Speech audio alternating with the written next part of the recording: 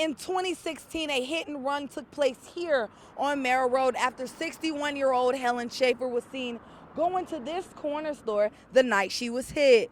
The driver fled the scene, leaving her body in the middle of the roadway. My kids deal with it. They still miss their grandma, and we all do. It's been 6 years since 61-year-old Helen Schafer was left in the middle of Merrill Road after being hit by a car. Her son, Christopher Schroeder, says he only found out the next morning after getting a call from his sister. We seen it on the news, and we're like, oh man, that's horrible.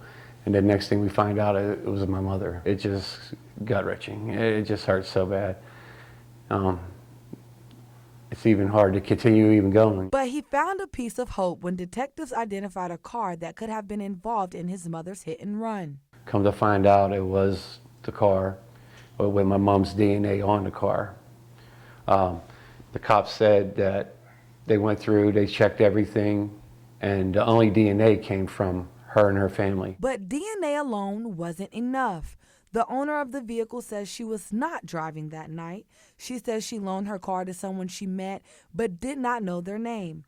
Without being able to prove who was actually driving, police could not make an arrest. A year and a half went by, then detectives called Schroeder to let him know that they were closing his mother's case. I was furious. I didn't understand why.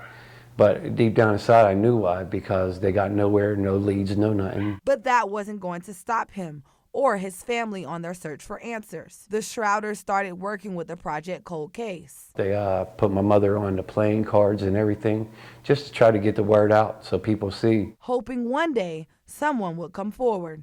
They have yet to identify the driver. The vehicle was inspected and Schafer's prints were present. If you have any leading information regarding Schafer's case, please do not hesitate to reach out to JSO or Crime Stoppers. Ariel Drayton, Channel 4, the local station.